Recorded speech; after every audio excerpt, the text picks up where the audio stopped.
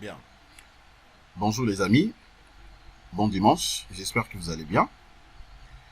Nous allons continuer nos séries de formations sur la même chaîne, Jikunga Tutoriel, votre chaîne de référence pour tous vos problèmes liés dans le domaine du génie civil. Alors, tout à l'heure, nous allons travailler sur le même projet, le pack complet, le bâtiment R+7-D. Déjà, sur ce projet, on avait commencé les dimensionnements des éléments porteurs de la structure. Ensemble avec vous, on avait dimensionné premièrement la colonne. Nous avons dimensionné aussi la poutre. Hier, nous avions dimensionné la dalle. Et aujourd'hui, ensemble avec vous, nous allons passer maintenant au dimensionnement de nos voiles. Ensemble avec vous, nous allons premièrement voir comment trouver d'abord les voiles les plus sollicitées. Bien sûr, dans le sous-sol. Comment vérifier sa cartographie afin de passer maintenant au dimensionnement. Comme je l'ai dit chaque fois, les principes de dimensionnement restent les mêmes. Mais seulement, il vous faut respecter quelques principes de base. Quand je dis principes de base, par exemple, à ce qui concerne les voiles déjà, vous le savez très bien comment est-ce qu'on prédimensionne un voile afin d'avoir l'épaisseur qui correspond exactement par rapport à ce qu'il faut faire. Alors, si vous voulez déjà vérifier tout ça, par exemple, comment prédimensionner le voile, sur le même projet de pack complet, j'ai eu à montrer tout ça, plusieurs types de voiles qu'on peut prédimensionner, mais aussi évaluer aussi le chargement.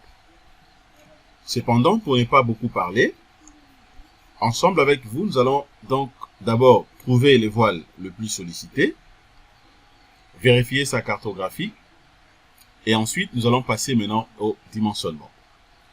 Si vous êtes prêts, les amis, suivez-moi juste.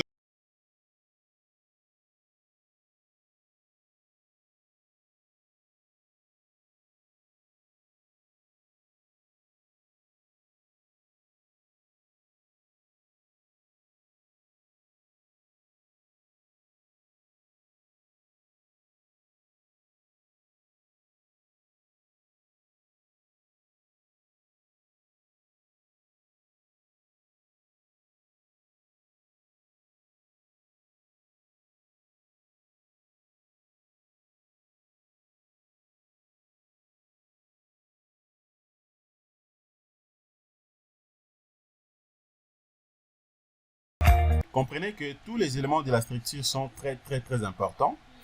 Raison pour laquelle vous êtes censé de bien les dimensionner pour ne pas commettre des erreurs. Puisque si par contre que le voile n'a pas été bien dimensionné, pendant l'exécution aussi, le bâtiment ne sera pas stable. Vous voyez, surtout que si c'est un voile porteur, donc il faudrait que vous puissiez vraiment bien respecter le principe de dimensionnement. Alors déjà, il faut comprendre ici que le voile que nous allons dimensionner tout à l'heure, c'est justement le voile de la cave. Vous voyez, puisque pendant la modélisation, on avait modélisé plusieurs types de voiles.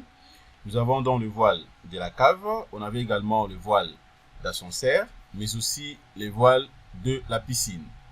Ok, de la piscine ici. Alors, moi, je vais commencer d'abord avec les voiles de la cave. Ce que je suis censé de faire, d'abord, c'est quoi? Eh bien, je vais sélectionner d'abord tous mes voiles. Ok. Pour ce faire, je vais utiliser tout simplement la sélection spéciale. Je viens là, sélection spéciale, c'est ça, et puis par couleur. Je clique d'abord là-bas. Voilà, je vais patienter d'abord. Puisque c'est vrai que j'ai plusieurs possibilités de faire la sélection. Mais je vais utiliser la sélection spéciale puisque c'est beaucoup plus important et avantageux pour être rapide. Donc là, maintenant, je vais prendre panneau puisqu'il s'agit de panneau. Je cherche directement son épaisseur. Exactement, c'est comme j'avais dit. Vous allez voir ici qu'il y a plusieurs types de voiles. Nous avons d'abord le voile cave d'ascenseur, voile piscine, ainsi que voile sous-sol. Ok? Pour notre cas ici, c'est donc le voile sous-sol que je vais dimensionner. Donc, je commence d'abord par sélectionner tous mes voiles. Regardez comment les voiles sont sélectionnés. Ok, j'ai sélectionné d'abord tous mes voiles. La deuxième des choses à faire, c'est quoi? Je vais les isoler. Je l'isole. Ok. Donc c'est mieux d'isoler tous les voiles pour ne pas, pour avoir en fait la possibilité de bien faire la lecture. Voilà, là c'est bon. Attention, je vois ici, c'est comme si il y avait également, je vais cliquer d'abord à vide. Je clique là également, puisque là j'ai sélectionné aussi une colonne. Moi je vais sélectionner que les voiles, donc je l'isole également. Voilà, là maintenant ce sont mes voiles. Vous voyez, mes voiles sous-sol sont là. Alors parmi tous les voiles que vous voyez ici, je ne vais pas dimensionner les tout au même moment. Mais ce que moi je vais faire, je vais d'abord trouver le voile le plus sollicité afin de passer donc au dimensionnement. Alors je fais quoi ici? Je viens d'abord au niveau des résultats. Ok. Je descends là, je vais prendre cette fois-ci maintenant la cartographie des panneaux. Je prends cartographie panneau. Je clique. Eh bien, je vais patienter. Alors, une fois cliqué ici, je vais vérifier d'abord la configuration. Dans le détail, là, j'ai plusieurs possibilités. Je peux même venir sur extrême. L'extrême me donne la possibilité, en fait, de vérifier, voire même la contrainte des voiles ici, tout comme les efforts de membrane. Ok, les moments fléchissants, les moments max, contrainte des cisaillements, effort tranchant et tout ce qui va avec. Ok, dès que je viens sur composer, je peux vérifier aussi d'autres éléments. Alors, ce qui est important pour moi ici, je vais rentrer d'abord dans les détails, puisque je vais avoir vraiment les détails de tout ça. Donc là, je viens, je prends d'abord, je vais vérifier d'abord le moment suivant la direction des Y. J'applique. Je vais voir d'abord à quoi ça ressemble ici. Ok, je vais dézoomer en tout petit peu. Voilà, je vais zoomer, dézoomer. Là, c'est bon. Je peux visualiser aussi au même moment le valeur. Je clique maintenant sur valeur. Et puis, je vais rentrer sur la cartographie. Voilà. Dès que je viens là, ça me donne au moins une idée de comprendre la valeur max ici. Ok, je vérifie d'abord au niveau de la légende. Regardez à quoi ça ressemble au niveau de la légende. Je vois la valeur max ici. Ok, vous avez aussi la valeur min. Mais comprenez que à ce qui concerne la valeur max, il faut être très prudent. Ok, puisqu'à ce niveau ici, ce sera un peu compliqué de cibler directement le panneau. Mais qu'à cela détienne, je peux avoir déjà une idée sur la légende que j'ai ici à ma droite. Et aussi, n'oubliez pas que le but de notre formation, ce n'est pas seulement de dimensionner les éléments porteurs, mais comment dimensionner les éléments porteurs résistants et aussi économiques. Économique. J'insiste sur le mot économique. La preuve en est que le voile que nous allons dimensionner ici, c'est vrai, nous sommes censés de baser ou de respecter en fait la résistance du voile, mais aussi le voile doit être économique. Alors, là maintenant, j'ai quand même une idée à ce qui concerne les différentes sollicitations. Mais je viens d'abord ici, je vais voir également un truc. Je vais prendre d'abord résultat et coque, résultat plaque et coque. Ok, je dois me rassurer également d'un truc ici. Voilà, je vais patienter. Je vais patienter. Voilà, ça fait 82.25. Là, ça fait moins 186.09. Ok. Ça me donne directement les différentes valeurs des panneaux, suivant bien sûr les trois directions, X, MY et puis XY. Je peux prendre extrême globaux. Je peux prendre extrême globaux ici. Je patiente encore. Je patiente encore. Ok, 17 valeur là ça fait 0,0 c'est 1000 à 0.02, 0.11, Jusque là, il n'y a pas de problème. Donc, je vais patienter.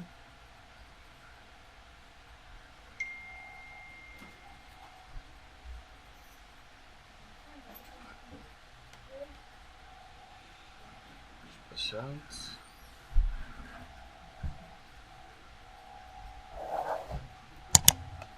Voilà. Vous voyez ce que je viens d'obtenir ici. C'est la même valeur qu'on avait trouvée de l'autre côté. Hein. C'est la même valeur qu'on a trouvée sur la cartographie. Donc, on avait trouvé une valeur max de 82,58. Alors, les amis, ce que j'aimerais également vous signaler, puisque j'ai reçu des fois des questions à ce sujet. C'est très important d'isoler les éléments de la structure. C'est très important avant de dimensionner. Je répète, c'est très important d'isoler les éléments de la structure avant de dimensionner. C'est très important. Pourquoi? Puisque j'ai eu à traiter plusieurs cas. Vous allez voir un ingénieur en train de dimensionner un projet, d'autant plus qu'il n'avait pas isolé l'élément de dimensionnement. Il pense que les tableaux des résultats obtenus ici, ce sont les tableaux des résultats, par exemple, de la poutre, disons comment, ou par exemple de la dalle d'habitation. Or, peut-être c'est pour les voiles, par exemple. Ou bien, il pense que c'est pour les voiles. Or, en réalité, ce n'est que pour la dalle. Je prends l'exemple simple. Regardez la manière dont moi j'ai isolé mes voiles ici. J'ai isolé les voiles. Je vais vérifier d'abord, ok, leur valeur en utilisant bien sûr la cartographie. Et puis de deux, je suis maintenant sur les tableaux. Donc je viens maintenant ici. Je prends tout simplement résultat plaque et coque. Et ça me donne directement l'aperçu des résultats de voiles. Vous voyez, de voiles. Pourquoi? Puisque justement, je l'avais isolé. Mais si par contre que je n'avais pas isolé mes voiles, vous allez voir que il allait peut-être me proposer les tout au même moment, y compris donc pour la dalle. Ça allait être un peu compliqué pour moi de se référer. Est-ce que là, il s'agit de la dalle ou bien il s'agit des voiles? Ok, comme vous le savez très bien, que ce soit les voiles ou dalles, ce sont des panneaux. Ce sont des panneaux. À la seule différence, c'est que la dalle, c'est donc un panneau, ok, donc horizontal, mais tandis que les voiles, ce sont des panneaux verticales, ok. Donc c'est ça tout simplement la différence. Mais les deux, ce sont des panneaux. La preuve en est que si je viens ici, la méthode de sélection spéciale que moi j'ai utilisée ici, vous allez voir que les panneaux, dès que je prends panneau, ça me donne la possibilité d'avoir au même moment les dalles, ok, et aussi au même moment les voiles. C'est tout à fait normal. La différence c'est que les dalles, comprenez seulement que c'est un panneau horizontal, mais tandis que les voiles, c'est un panneau vertical. Donc c'est ça la différence. Donc c'est vraiment important d'isoler les éléments de la structure. Voilà. Alors cependant, maintenant quand je viens ici, regardez maintenant mes valeurs ici. Je me rends compte que la valeur max, ok, la valeur max entre les trois directions, c'est tout simplement la direction de MX. Ok, c'est la direction de MX. Justement, c'est par rapport au moment des torsions ici. Ça fait 188,59. Ok, de l'autre côté, 82,58. Et puis enfin, 52,82. Mais cependant, dans le principe de dimensionnement, vous allez voir ici, le min devient justement le max en valeur absolue. Puisque là, ça fait moins 496,79. Vous voyez? Donc, je retiens tout simplement les numéros des panneaux. Si je prends ces numéros, donc ça sera le numéro 500, 509. Tandis que de l'autre côté, c'est le numéro 507. Vous voyez, 509 et 507. Ok? Regardez maintenant ici. Voilà. Maintenant, ce que je vais faire, c'est quoi? Je peux rentrer d'abord au niveau de la vue. Je clique sur vue. Voilà, je rentre ici. De deux, maintenant, je peux isoler. J'enlève d'abord la cartographie des panneaux. OK. J'applique. Là, maintenant, je suis dans les bancs. Maintenant, je vais faire quoi ici? Je vais mettre tout simplement les numéros ici. OK. Je mets directement le numéro des panneaux. Et puis, je fais directement Enter. OK. Je vois que le voile est sélectionné. Vous voyez, le voile est sélectionné. Et là, maintenant, je peux passer au dimensionnement. Je viens là, je vais prendre donc dimensionnement.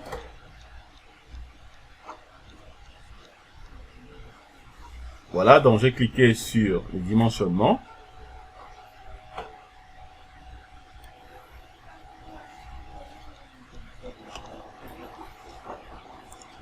Ok, je vais patienter.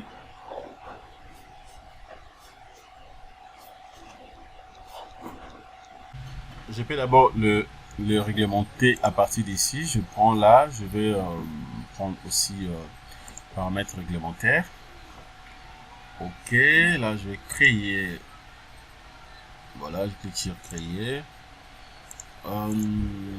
Ici déjà il s'agit justement de donc, voile. Ok. Voile, il s'agit d'un voile sous-sol. Voilà, voile sous-sol. Et puis le type, ça sera en flexion composée. Là, je clique béton 20, béton 20, 2500. Je clique sur OK. Voilà, je prends préjudiciable partout. Et puis j'ajoute. Je peux fermer. OK, et puis j'applique. Voilà, c'est bon. Je peux fermer également ça. Mais néanmoins, je connais très bien le panneau en question. Donc, je peux que prendre ça. Je viens maintenant là. Je vais prendre cette fois-ci ferraillage théorique. Ok, ferraillage théorique. Je clique d'abord au niveau de ferraillage théorique.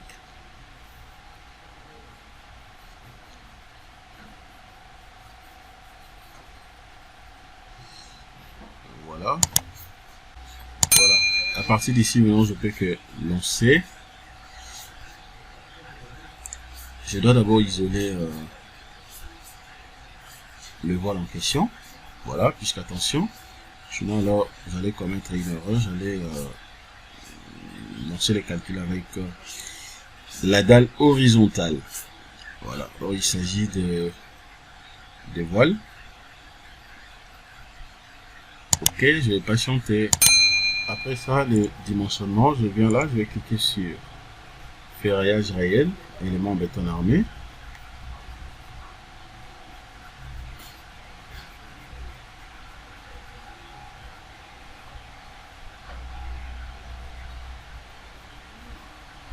Voilà, ça continue, je vais voir ce qu'il va me proposer. Donc là maintenant je vais cliquer sur OK, je confirme d'abord. Après avoir confirmé, je vais patienter ici. Voilà, je patiente. Puisque là je viens de confirmer, donc ça je peux d'abord soit déplacer. Attendez.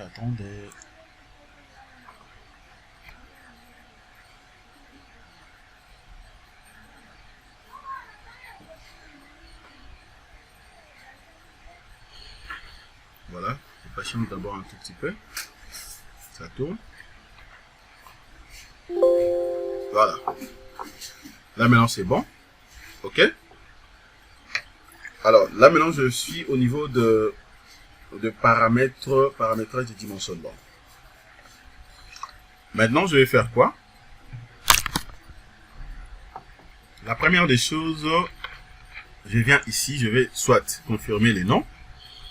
Ok, il s'agit donc du voile sous-sol. Voile sous-sol. Est-ce qu'il y a présence d'ouverture ici? Je dis non, il n'y en a pas. Donc je laisse ça comme ça. Attendez, je dois d'abord confirmer les noms. Voile sous-sol. J'applique. À gauche tout comme à droite, il y a des renforts. Ok, il y a des renforts de part et d'autre. Voilà, cependant, je peux également définir les renforts ici. Déjà la base ici, ou disons comment, c'était de 30 cm, 30 cm, par rapport au poteau, bien sûr. Bon, ce que moi je vais faire ici, je peux directement porter des modifications. je mets exactement ce qu'il faut.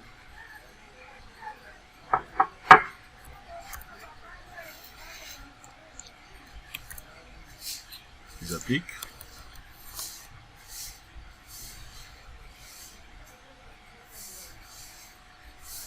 Voilà, je vais patienter. De l'autre côté, je mets 45-45. Et j'applique aussi. Ok, j'applique aussi. Condition d'appui. Voilà, il y a plancher de deux côtés. Ok, au-dessus. Donc là, il n'y a pas de problème. Maintenant, cependant, je viens là, je vais cliquer sur paramètres des niveaux.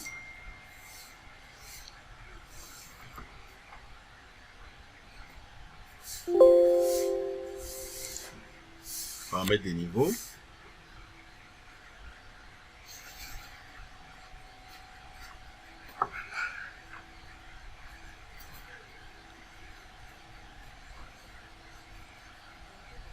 Voilà, code du niveau ici. Position de l'étage, c'est intermédiaire. Milieu non agressive. Moi, je prends agressif. Je vais travailler avec ça.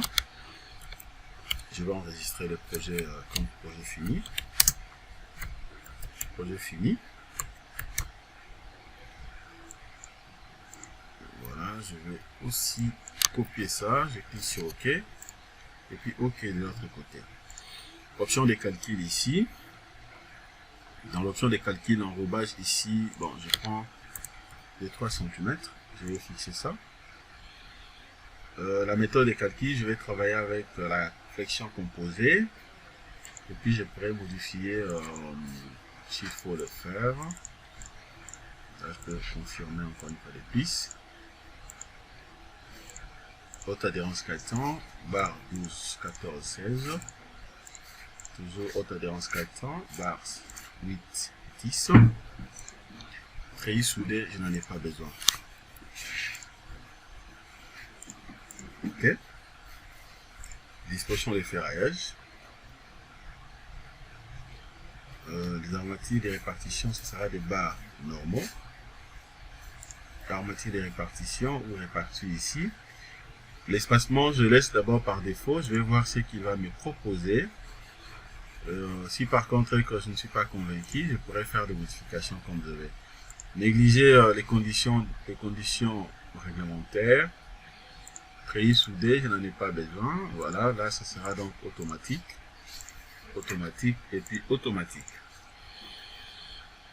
Les armatures doivent être symétriques. C'est ce que je vais. Tout soit encadré. Ça dépend bien sûr de la composition. C'est ce que moi je vais. Forme. Je vais donc enregistrer. J'applique OK. Voilà, je peux venir aussi sur définir charge. Vous allez voir que la surcharge est déjà là. C'est juste pour vérifier. Maintenant, analyse, paramètres de dessin. Voilà, tout est déjà coché, puisque c'est le même projet que nous sommes en train de continuer. OK, et puis je vais lancer les calculs et voir ce que ça va donner. Voilà, je vais patienter. Je vais voir ce que le logiciel va me proposer. OK. Alors, déjà, il faut comprendre qu'à chaque fois que vous calculez un projet, la première des choses, il faudrait que vous soyez très prudent lorsque vous lancez les calculs. Déjà, une fois que vous lancez les calculs et que le logiciel vous fixe ou vous donne rien comme message négatif, quand je dis message négatif, ça veut dire une mention soit en rouge ou bien en bleu, mais avec une recommandation. Sachez-le que le projet a été bien dimensionné. Le projet a été bien dimensionné ou l'élément de la structure a été bien calculé à ce qui concerne sa résistance. Donc ça tient. Maintenant, quant à vous, de se rassurer au moins que le même élément que vous avez dimensionné, c'est aussi un élément économique. Vous voyez? Ça, c'est des 1. C'est comme vous avez vu ici, j'ai lancé les calculs. Eh ben, tout est OK, d'autant plus que je n'ai pas réussi donc un feedback négatif, déjà comme, voilà, il y a un truc à corriger, voilà, machin. Non. L'espacement ici, il m'a proposé 23 cm. OK? 25 cm. Moi, je vais diminuer, je vais travailler avec 20 cm. Ok, à la limite, au moins 20 cm, comme je suis au niveau du voile et sous cave. Voilà. Mais d'aider aussi, comment est-ce que vous serez à mesure de vous rassurer au moins tout est ok. Ok. Et ensuite, de deux, à chaque fois-ci, par exemple, que vous recevez un fichier, ou bien pour contre-vérifier que le dimensionnement a été bien fait. Regardez ici. Vous allez voir, normalement, vous devez avoir donc cette mention de OK. OK en vert. OK? Quand c'est mentionné OK en vert, c'est-à-dire que le dimensionnement a été bien fait. Mais si vous voyez, par exemple, c'est OK en jaune, c'est-à-dire qu'il y a des soucis, il y a des points à corriger. C'est-à-dire, les logiciels peuvent vous proposer, peuvent vous donner directement le plan d'exécution, mais d'autant plus qu'il y a une mention ici, le très bien, c'est en jaune. C'est-à-dire, il y a des points que vous êtes censé au moins déporter des corrections pour que ça soit bien calculé. Mais si c'est en rouge, et là, c'est-à-dire que tout est mauvais. Vous n'aurez même pas de plan d'exécution. Vous voyez, la suite, une fois que je clique ici, vous aurez donc la suite. Voilà, je vais essayer un peu de réduire l'espacement ici. Je vais travailler avec un espacement de 20. Pour ce faire, c'est simple. Je vais venir là, disposition de ferraillage. Je rentre sur disposition de ferraillage. Attendez.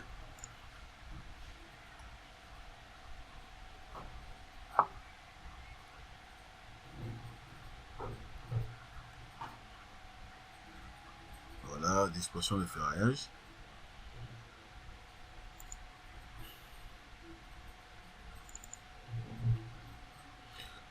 Oh, il faut venir ici. Voilà, je dois d'abord cliquer là. Disposition de ferraillage. Treillis, armature, voilà. L'espacement ici, je prends, à la limite, moi, je prends 20.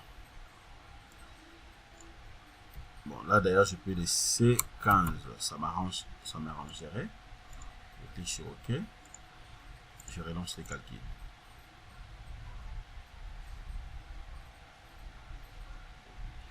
Voilà, c'est toujours OK. Je rentre d'abord là. Je peux également aller au niveau de... Il n'y a pas de problème. Tout est OK. C'est génial. Disposition de ferraillage, toujours. Treillis soudé. Armature d'ouverture. Prolongement. Là, il n'y a pas de problème. Bon, là aussi, je peux prendre un espacement de 20. OK. Armature des bords. Là, déjà, c'est 20. Là aussi, je prends de 20. Je confirme. Puis je relance.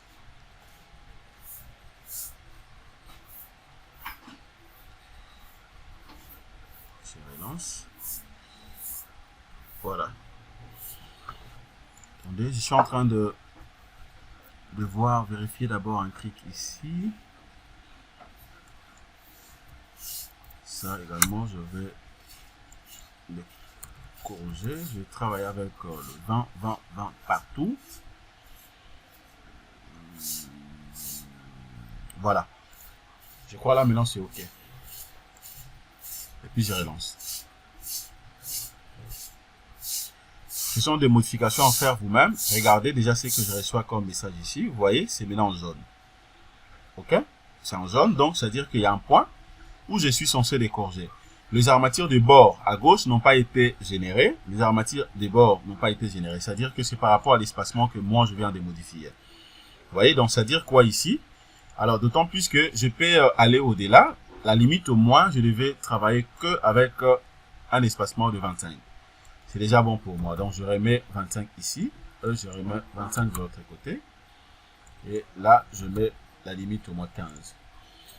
Voilà, donc c'est comme ça que vous pouvez porter même des modifications ou des corrections et voir comment est-ce que le logiciel va réagir. Si par contre que tout est OK, c'est bon, mais s'il y a des points, de l'autre côté d'ailleurs, je ne vais pas bouger. S'il y a des points qu'il faut bouger, donc vous serez obligé de le faire aussi. Voilà, là je prends 25. OK, maintenant je relance. Maintenant c'est bon, je crois. Attendez, qu'est-ce que je n'ai pas encore modifié là? Là c'est 25, il n'y a pas de problème. Ah, armature de répartition. Ok. Armature de répartition. Bon. Cependant, c'est que moi, je vais faire ici. Hein. Regardez maintenant ce que je vais faire. Armature de répartition. Voilà, donc là, je vais maintenant prendre 20. Je vais confirmer 20 de l'autre côté aussi. Là, je prends 20. Que ce soit l'espacement minimal, je prends 20 au lieu de 5, 20, 20, 20, 20. Ok, je clique sur OK. Maintenant, là, je peux lancer le calcul. Donc, voilà les amis, c'est que je voulais vous montrer. Donc, là, je viens d'obtenir donc le plan d'exécution du voile que nous avons dimensionné. Voilà, la vidéo est déjà très longue. Merci de votre disponibilité. Excellente journée. Au revoir.